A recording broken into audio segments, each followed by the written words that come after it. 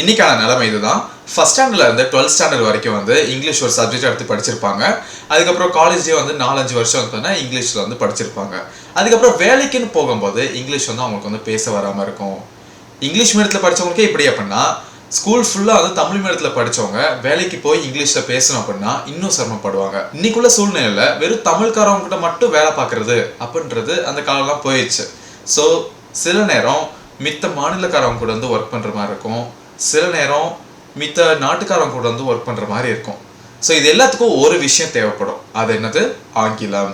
So English வந்து இங்கே மஸ்ட்டாக இருக்குது. நீங்கள் சோஷியல் மீடியானா ஃபேஸ்புக், இன்ஸ்டாகிராம், யூடியூப் இந்த வீடியோஸ்லாம் பார்க்கும்போது அதில் சொல்லுவாங்க இங்கிலீஷ் உங்களுக்கு தெரில அப்படின்னா அது ஒரு வீக்னஸ் கிடையாது, அது ஜஸ்ட் ஒரு கம்யூனிகேஷன் டூல் அப்படின்னு சொல்லுவாங்க, அது ஜஸ்ட் இன்னொரு லாங்குவேஜ் அப்படின்னு சொல்லுவாங்க. பட் நான் சொல்கிறேன், இந்த நாள் படி 2024 இந்த வருஷத்து படி ஒரு ஆளுக்கு வந்து இங்கிலீஷ் தெரில அப்படின்னா அது அவரோட வீக்னஸ். ஒருத்தவங்களுக்கு இங்கிலீஷ் தெரில அப்படின்னா அது அவங்களோட வீக்னஸ். ஸோ ஒருத்தவங்களுக்கு வீக்னஸ் இருந்துச்சு அப்படின்னா அவங்களால முன்னேற முடியுமா, அவங்களால சக்ஸஸ்ஃபுல் ஆக முடியுமா? நம்ம வீக்னஸ் இருக்கு அப்படின்னா அந்த வீக்னஸை ஸ்ட்ரென்த்தாக மாற்றினா தானே நம்மளால முன்னேற முடியும். ஸோ எந்த ஒரு ஆளுக்கு வீக்னஸ் இருக்கோ அவங்களால அச்சீவ் பண்ண முடியாது.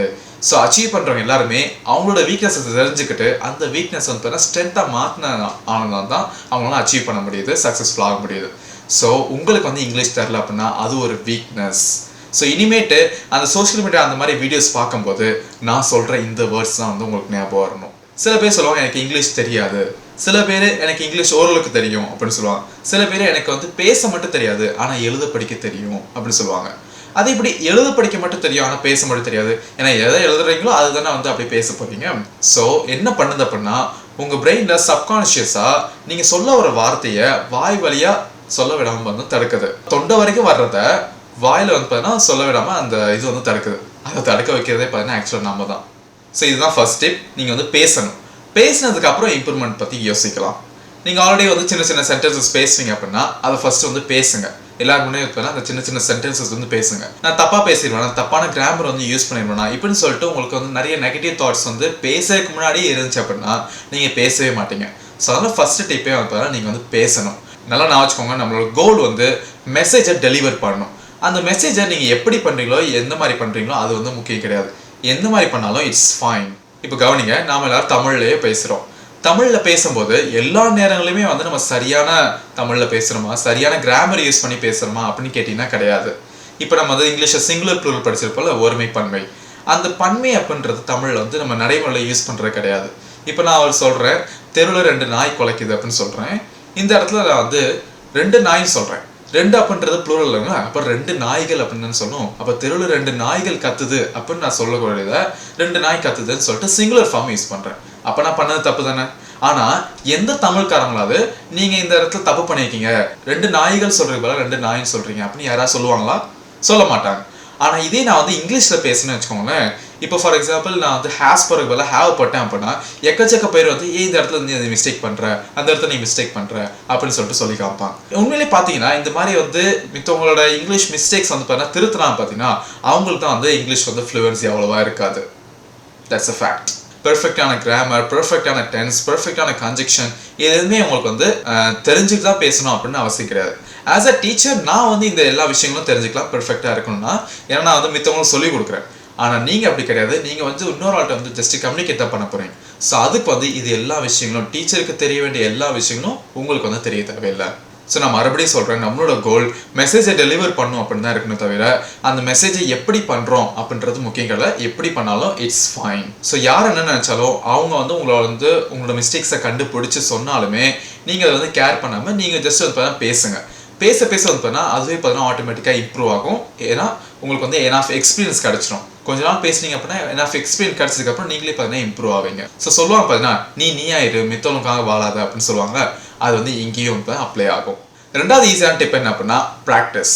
எல்லா டீச்சர் மாதிரி அரைச்சிட்டு இருக்கேன் ப்ராக்டிஸ் சொல்லிட்டு வேற என்ன சொல்றது, ஏன்னா அதுதானே சொல்யூஷன்.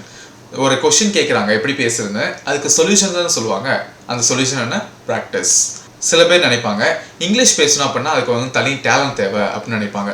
அது எல்லாராலையும் அந்த டேலண்ட் வந்து எடுத்துக்க முடியாது அப்படின்னு சொல்லிட்டு நினைப்பாங்க. பட் நான் வச்சுக்கோங்க, டேலண்ட்டை நம்மளால் காப்பி பண்ண முடியாது. பட் இங்கிலீஷ் வந்து ஒரு டேலண்ட் கிடையாது. இங்கிலீஷ் ஒரு ஜஸ்ட் ஒரு லாங்குவேஜ். ஸோ லாங்குவேஜை பார்த்தீங்கன்னா எல்லாராலையும் வந்து கற்றுக்க முடியும். ப்ராக்டிஸ் பண்ணால் யார் வேணாலும் எதுனாலும் வந்து ஈஸியாக வந்து கற்றுக்கலாம். சில பேருக்கு வந்து கற்றுக்க முடியல அப்படின்னா அது வேற காரணங்கள் இருக்கலாம். ஃபார் எக்ஸாம்பிள் லேசினஸ், இல்லை ப்ரொக்ராஸ்டினேட், தள்ளி தள்ளி போடுவாங்க, இல்லை வந்து ஃபியர் இருக்கும்.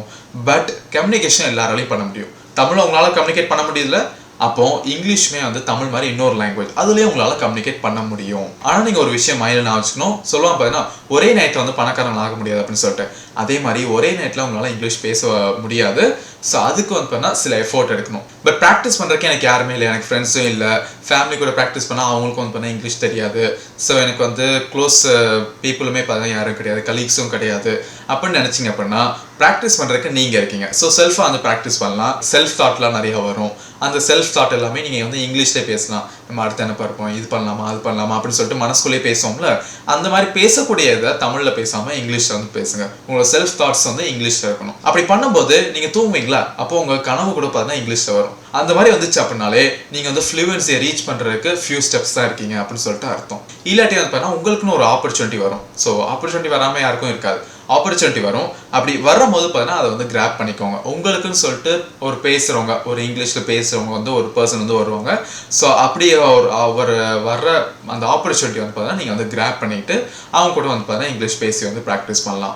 இங்கிலீஷ் பேசணும் அப்படின்னு சொல்லிட்டு 2 புக்கு எடுத்துட்டு 2 மணி நேரம் படிக்கிறது வந்து பார்த்தீங்கன்னா அர்த்தம் கிடையாது. அது மூலமாக அவங்களுக்கு வந்து போருமே பார்த்தீங்கன்னா அடிக்க தான் செய்யும். ஸோ அதனால் நீங்கள் வந்து ஃபன்னாக பண்ணலாம். ஃபார் எக்ஸாம்பிள் வந்து நீங்கள் என்டர்டெயின்மெண்ட்காக மூவிஸ் பார்ப்பீங்க, தமிழ் மூவிஸ் பார்ப்பீங்க அப்படின்னா ஹாலிவுட் மூவிஸ் பாருங்கள்.